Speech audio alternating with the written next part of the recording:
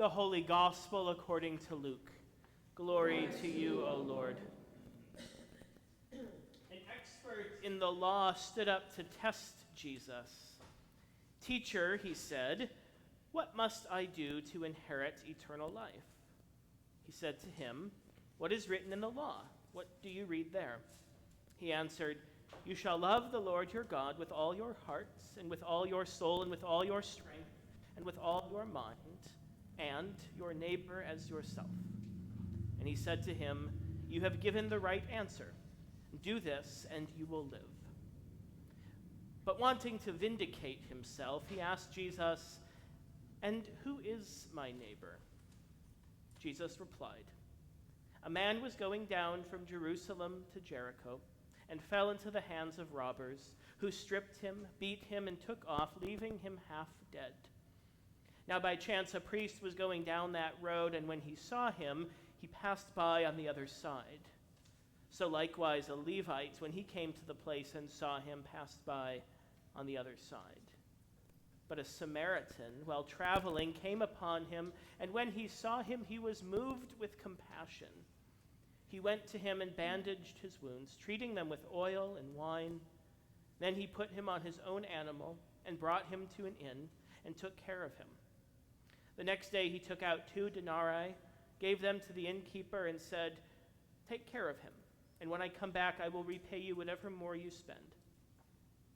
Which of these 3, do you think, was a neighbor to the man who fell into the hands of the robbers?" He said, "The one who showed him mercy." Jesus said to him, "Go and do likewise." The Gospel of the Lord. Praise to you, O Christ.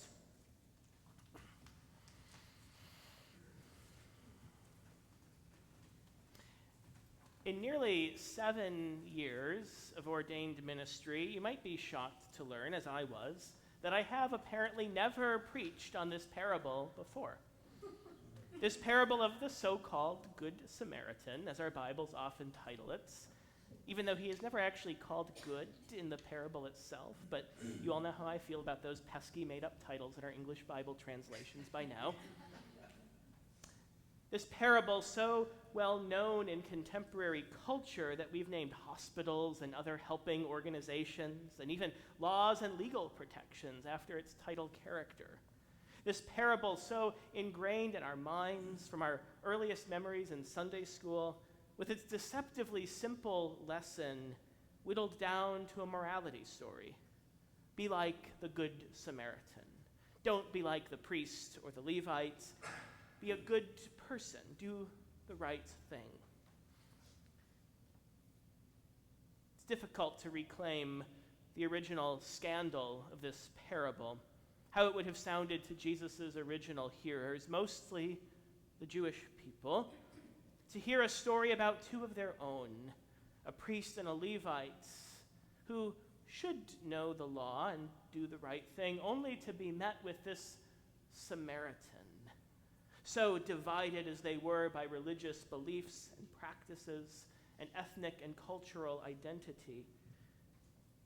As one of my favorite biblical scholars, Debbie Thomas, who is long overdue for a Pastor Josh sermon shout-out, summarizes, by the time Jesus told this story in first century Palestine, the enmity between the Jews and the Samaritans was ancient, entrenched, and bitter.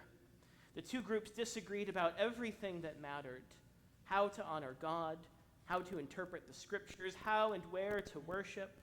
They practiced their faith in separate temples, read different versions of the Torah, and avoided social contact with each other whenever possible. Truth be told, they hated each other's guts. Imagine, if you will, a few 21st century comparisons. A progressive socialist Democrat is robbed, and a far-right MAGA Republican saves their life. Or a white police officer is robbed, and a black teenager saves his life. Or an ICE agent is robbed, and an undocumented immigrant saves her life. Suddenly the differences become a lot more real and sound a lot more shocking, scandalous even. But I don't offer these examples to shock for the sake of shocking. And I also don't mean to gloss over these differences, particularly when such differences now more than ever are costing people their lives and perpetuating acts of violence. But these stark examples brought into our own time do remind us that the divisions and enmity between these two groups named in the parable were real and tangible and embodied, each fully convinced that the other was wrong. They hated each other's guts and would have had no reason to stop to help the other. They might have even secretly delighted at their misfortune, passing by on the other side. It is into this enmity that Jesus speaks a challenging word, moving from the theoretical commandment on the page, love your neighbor as yourself, to a real-life, flesh and blood example. Who is my neighbor? The legal expert asks, probably more hoping for an answer to the question he actually wanted to ask: who is not my neighbor? AKA, where can I draw the line? And Jesus tells him a story that dismantles the very idea of boundaries, that erases every line and topples every wall we seek to build between us and them.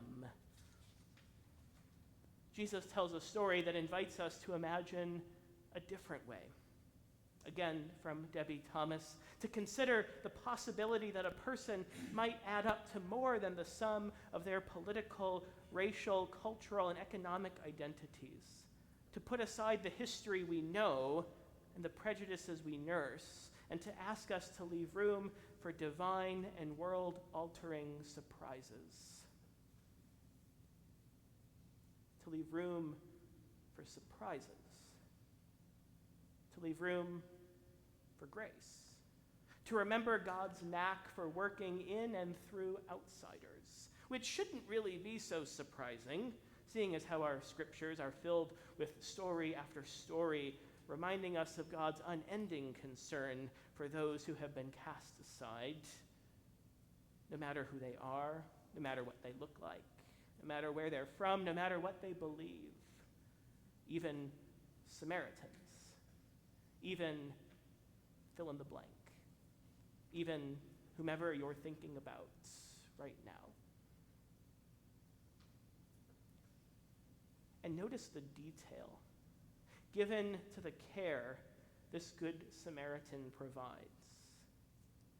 When he saw the man who was robbed, beaten, and left for dead, he was moved with compassion, with gut-wrenching, visceral empathy. He went to him and bandaged his wounds, treating them with oil and wine. Then he put him on his own animal, brought him to an inn, and took care of him. The next day he took out 2 denarii, gave them to the innkeeper, and said, "Take care of him, and when I come back, I will repay you whatever more you spend."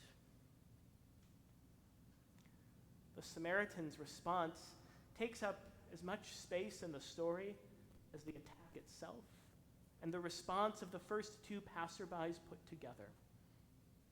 And the goodness of the Samaritan doesn't end with just his care alone, but he asks the innkeeper to continue to look after him. In this story, mercy begets mercy. Who is my neighbor? The legal expert asks. Except Jesus doesn't really answer the question, at least not outright. The answer Jesus gives flips the question on its head, less concerned with the who and more concerned with the how. Your neighbor is the one who is moved to gut-wrenching compassion, who takes notice of the one who has been beat up and left for dead, who binds up their wounds, who takes responsibility for their care, and who ensures their ongoing well-being without any regard to their social, ethnic, or religious identity or background.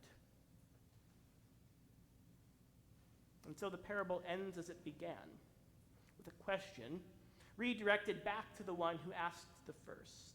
Which of these 3 do you think was a neighbor to the man who fell into the hands of robbers? To which the legal expert, who still can't bring himself to mutter the word Samaritan, has to admit the one who showed him mercy. It's a lot easier said than done, this mercy thing. A far cry from a simple Sunday school morality lesson, perhaps captured best by the popular internet meme depicting Jesus teaching the crowds, "Love your neighbor," he says, to which someone in the crowd responds, "But what if they're," fill in the blank. The variations are many, but Jesus' response is always the same. "Did I stutter?"